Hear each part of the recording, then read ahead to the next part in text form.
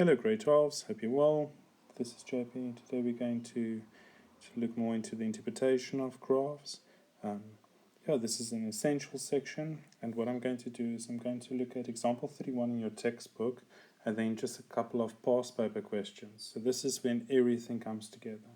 When either a sketch has been given or you need to provide a sketch and then interpretation questions on that. Right, so let's look at example 31. So the first question there is asking you to find the length of AC, right? So the length of AC. So what do they actually want you to do there? This is all to do with x-intercepts. So what kind of helps me is if you look at a question like this, like what are they actually asking you to do? What does this interpretation involve? I mean, it must be something, you know, of what you've studied before, right? I mean, they're not going to ask you to find something else, you know, to derive your own formula for something. So just what can you do to find the length of AC? Well, you need the two x-intercepts. I'm not going to go through all the steps of finding the x-intercepts. Just look at those previous ones. But if you're going to factorize that and go through all the different things, you're going to get the x-intercepts is x is equal to 2, x is equal to minus 3, and then x is equal to 5, right? So it is 2, 0, negative 3, 0, and 5, 0. Okay, and what you're going to do then, and then just use some common sense, please. So that will be the point negative 3, negative 3, 0, right? The coordinate, 2, 0, and then 5, 0. So the length of AC, do not go and say it's minus 3 plus 5. I mean, that makes no sense. Then the length is only like 2 units. So for question A, then the length is going to be, well, it's going to be the 3 units from A to the origin, and then the 5. So that part there is 3 units, and then that part there is 5 units. So 3 plus 5 is equal to 8 units. For question B, calculate the coordinates of E and F. So E and F, they are the stationary points. Okay, so now do you find the stationary points? That is when the derivative of f of x is equal to 0, right? Another way to ask that question is for which values, or give me the coordinates for which there's a minimum or a local minimum or local maximum. Okay, so it's just different wording, but it's the same concept. So you're first going to find the derivative of f of x, so which is equal to f prime x is going to be equal to minus 3x squared plus by 8x plus by 11, and of course that is when the derivative is equal to 0, plus by 8x plus by 11, and then you just use the quadratic formula, or actually you can factorize quite nicely, but yeah, so that's 11 over 3 then, or x is equal to minus 1. Now, a lot of people just stop there. They ask you actually for the coordinates. So you need to substitute each of those points, of course, back into the original function to get the corresponding y value. So it's 11 over 3. And please don't be strange and substitute 11 over 3 into the derivative. Of course, you're going to get 0 because that is when the derivative is equal to 0, right? So it's 11 over 3. You're going to substitute back into the original one, and you're going to get 400 over 27, and you're going to get the other point is going to be negative 1, and you're going to get negative 36.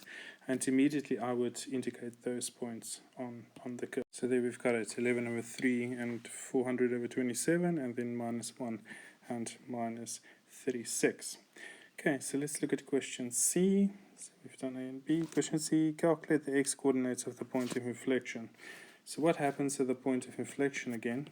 So at the point, that is when the second derivative, of course, will equal to 0, then you get the x value of the point of inflection.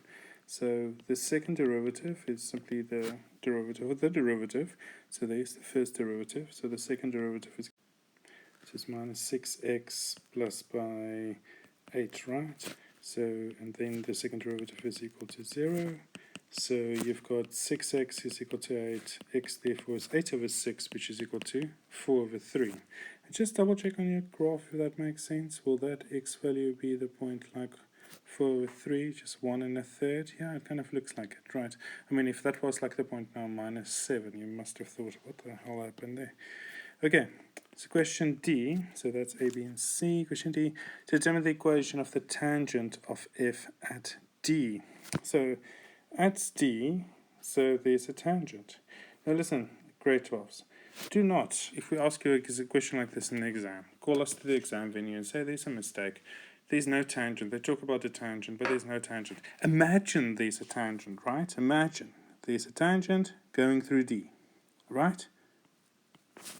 It's imaginary. Imagine. So, okay, there's a tangent at D. Okay, now the first question is, that's a nice question to ask you actually for, because I mean to find just the y-intercept is very boring. So what is the y-intercept? So it's at the y-intercept, D is at the y-intercept, so D is then going to be the point 0, -30. That kind of makes sense, right? If you substitute 0 into x, so you get, because that's when x is 0, you get -30. So now that's the point of tangency. And how do I find the tangent again? Well, it's y is equal to mx plus by c. So in other words, we're going to substitute the point of tangency into it, right? And what we're going to do, how do I find m? Well, m is going to be the derivative at the point of tangency. In other words, at 0 there, right, at that point of tangency. All right, good. Let's go for it. So therefore, the derivative of this function is that -3x squared, that's very bad handwriting, plus 8x plus by 11. So it's the point of tangency, so it's the derivative at 0. So in other words, -3 is 0 into x. So therefore, the derivative at 0 is equal to 11. Okay, what does that mean? So that means, therefore, the gradient is equal to 11. So it's y is equal to mx plus by c, right? So y is equal to 11x plus by c. And how do I find c now? I just substitute the point of tangency, x into x, y into y into there, right? So it's 0, -30.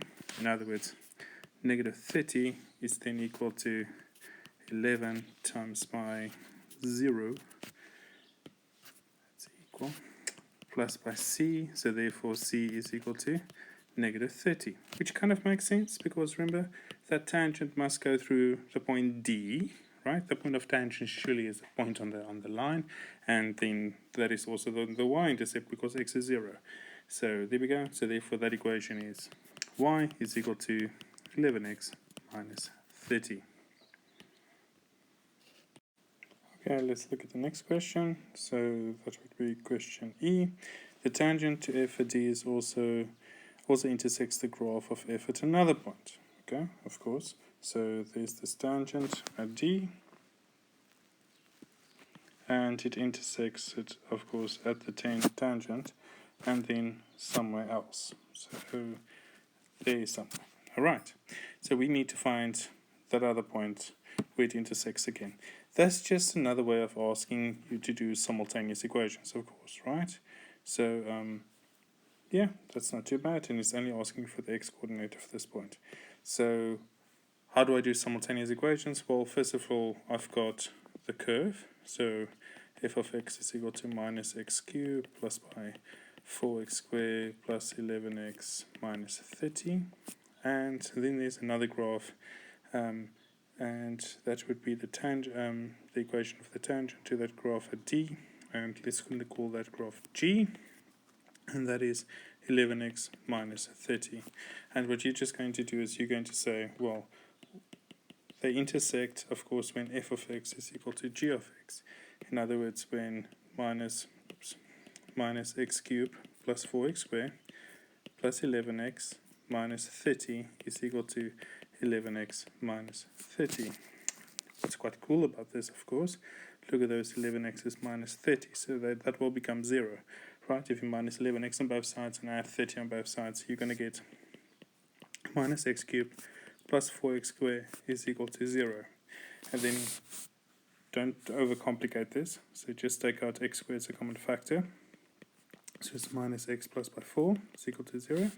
So x squared is equal to 0, or minus x plus by 4 is equal to 0. So x is then equal to 4, or x is going to equal to, well, plus or minus 0, which is 0, right? So it intercepts at 2 points. Of course, it intercepts when x is 0 there, I mean, on the y-axis, that's when x is 0, and then it intersects then when x is equal to 4. How beautiful is that? Alright, let's look at question F. Now, these are the really important questions, right? So the first one, let's just make this graph nice and big. So for which values of x is f, the cubic, increasing? So that is, of course, increasing is the same as saying where's the derivative, where's f prime x greater than 0? In other words, if you would sketch the derivative function, that's where that derivative function, the parabola, will have positive y values, right? But anyway, where is that function increasing? Well, it will be, where does increasing and decreasing change? At the turning point, of course, it will be increasing there up to the x value of that turning point, right? So it's all those x values. Okay, so where is it increasing? What is this question here? F1. So F1, where is it increasing? Well, between minus 1 and 11 over 3. So when x is greater than minus 1, and x is less than 11 over 3. Can we include 11 over 3 and minus 1? No, because at minus 1, well, depends on how you view that. I just think it's neither increasing or decreasing. The gradient is 0 at 11 over 3 and minus 1, but some people say it's increasing and decreasing. Anyway, I played rugby in school, so I had to make it a bit easier for me to understand. Okay, question 2. So that's F1, F2. It might be confusing. It looks like the f of 2 of the function.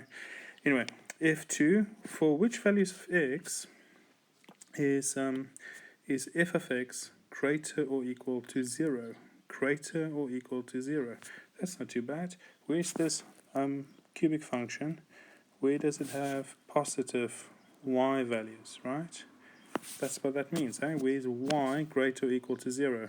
This is now also including 0, of course. So that is when y, all the x values, for all the x values less or equal to minus 3, will have positive y values, right? All those will have positive y values.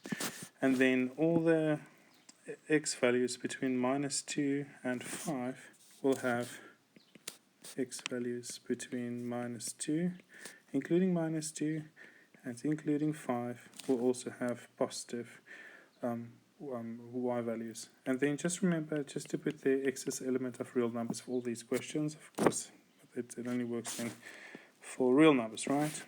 Good. Okay, so that's that. Okay, let's look at F3. For which values of x will f prime x be smaller than 0? What does that mean? F prime x smaller than 0. That just means where's the graph decreasing, right? Where's the derivative of that graph, that parabola? Where does the y values, where will the y values be negative? We want to know the x values, where the y values will be negative of the derivative graph. Okay, but you can just check where's the graph decreasing, where's the gradient negative, there's a negative gradient, right, from left to right, of course, and then there's a negative gradient. So how would you put those two values? Well, where does it change from increasing to decreasing, or the other way around, at the turning point, of course. So that will be x is less than minus 1, or x is greater than 11 over 3, and then just x is an element of real numbers. Okay, so question F4. So we need to just think carefully about this one. So this one's asking, where's f of x times f prime x less than 0? That means, okay, so the product, so for which x values will the product of those y values be negative, okay? And to get a negative product, one should be positive and the other one should be negative, right?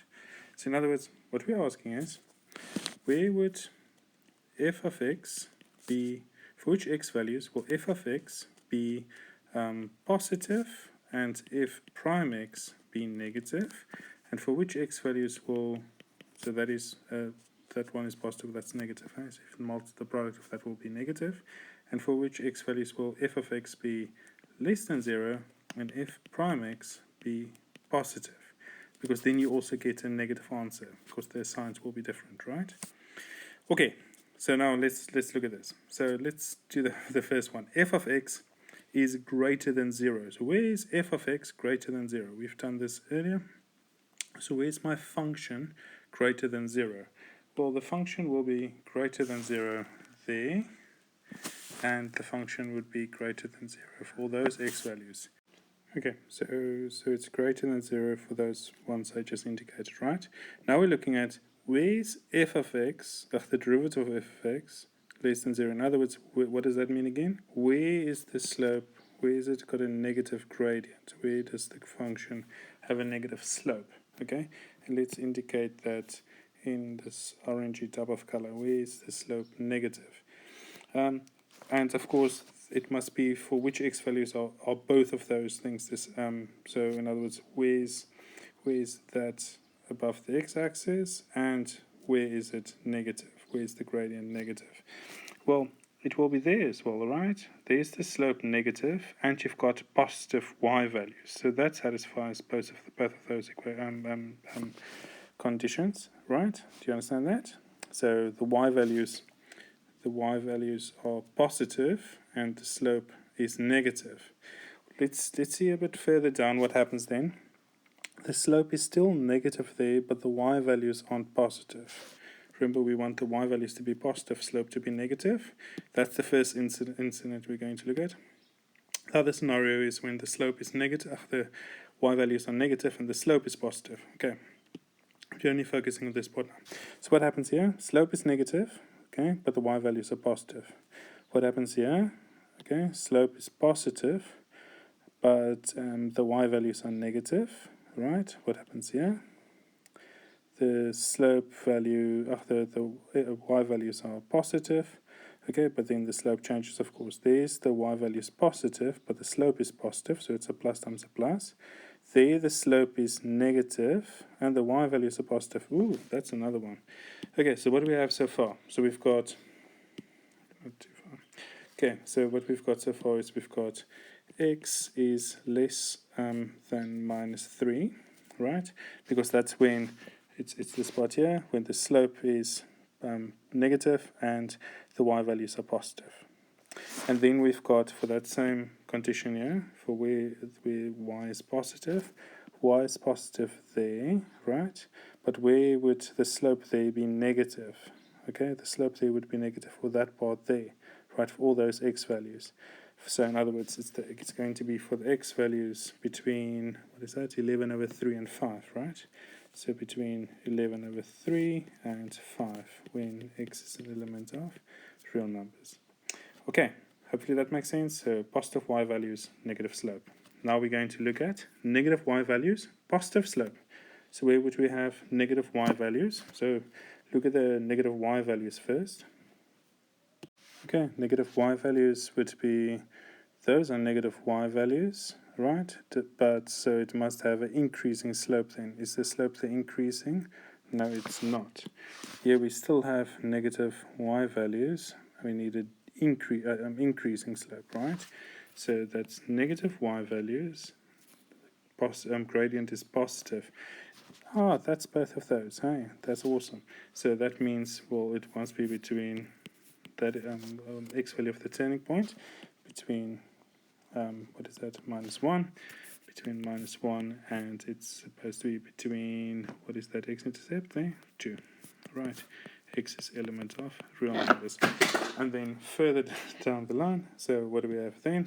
We've got positive x values, positive slopes. Oh, they can't be. Let's just go from the left to right and just make sure I understand this.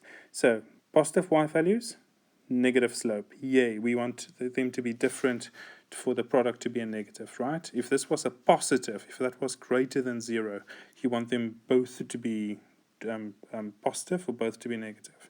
Okay, but in this case, because the product is negative, you want one to be positive, one to be negative. Okay, so in other words, we've got a positive y values, negative slope. Yay, that's good for us. Negative y values, negative slope. They're both the same. That will be a positive product. here we've got negative y values, but a positive slope. Ooh, that's good. They are different.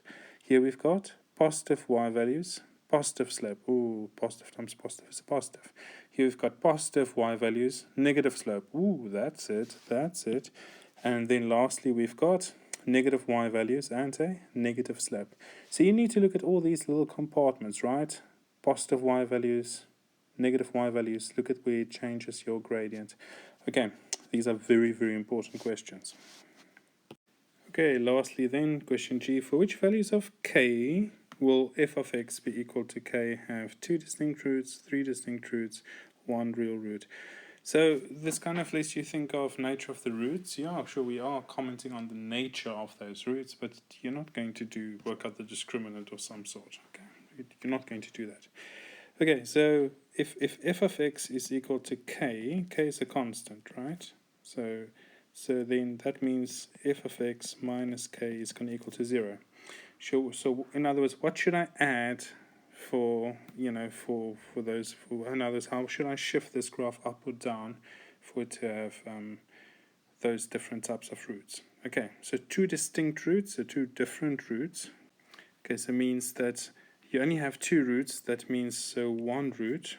So 2 distinct means 1 root must be a turning point, stationary point, and then the other root is just a root. Yeah, so that is in those forms like y is equal to a x minus x1 square x minus x2. Do you guys remember that? So that means, okay, so because there can be 3 roots, right? And then just one of those roots is also x-intercept. 3 distinct roots is like it is now, so for how long will it continue that? And then 1 real root is like we move it up so much or down so much that it actually there's only 1 x-intercept. Let's look at G1 first. So 2 distinct real roots. So how should I move this graph up or down for it to have only 2 distinct real roots? That means one of the turning points, right, must be on the x-axis.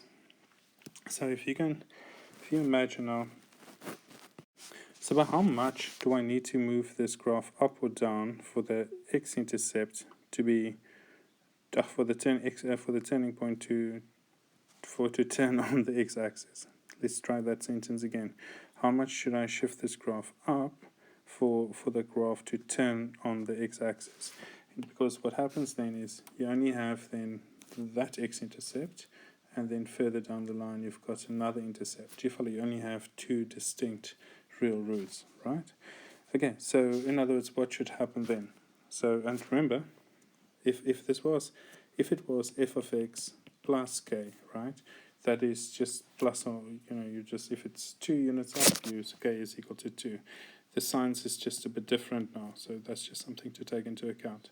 So but how much do we need to shift this one up for that stationary point to be now lie on the x-axis? Well, that's the y value of the turning point, eh? And what was the y value of the turning point again? That was equal to, oh goodness, it's equal to minus 30, so 36. So that is 36 units. Okay, so therefore, if k is equal to minus 36, that means that would, because it's f of x minus k, right? So it's equal to 0. So then you shift it up 36 units. Okay, but then there's another solution, of course. So the other solution is not how much it should move up for one turning point to be on the x-axis, but how much it should move down for one of those x values to be on the turning point. That is very ugly, but hopefully you get the idea. So just again, there's the x-axis, there's the y-axis. So you want that stationary point to be positioned on the x-axis, all right? And then there's the other x value. All right, so how far should I move that up or down? That is, of course, that depends on the original y value of that turning point, right? So what was that original y value there? It was equal to 400 over 27. So therefore, So that means I need to move it down. So that means, so k must be equal to, I've lost my solutions now, G1, in other words, it should be the first one, it should be k is equal to, what did we say, negative 36. And then the other one is going to be k is going to equal to 400 over 27. Because if that is positive, then you're shifting it down, right? All right. So listen, so a little bit of bad teaching, but this will help you.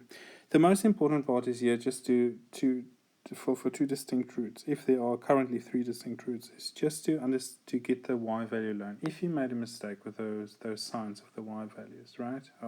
So in other words, you said plus 36 and minus 427 is not a range smash. You will lose a mark, right? But the conceptual element is to understand is that vertical shift. Okay. All right. Right. Next up, G2.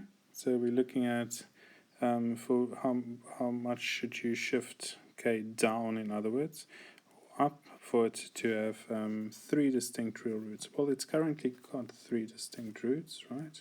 So none of those are a turning point. So again, the emphasis here is just it's that distance and it's going to be that distance. Okay, in other words, so we said earlier on, so it's minus 36, right? So, but what if it is 35 or 37? How do you, so it's clearly going to be an inequality, right? So what you now need to just do is just, well, it's up to you, but what I would suggest that you do is you just play around with it.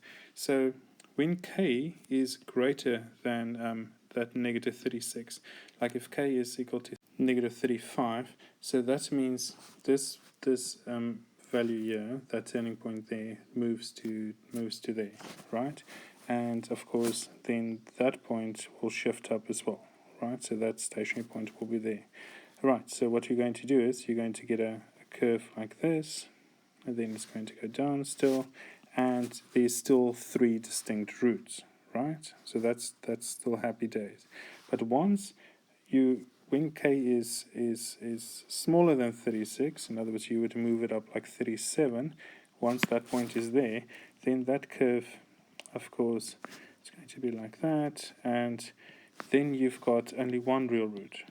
Okay, so we've actually have the answer of the last one that will be when k is less than minus 36, okay?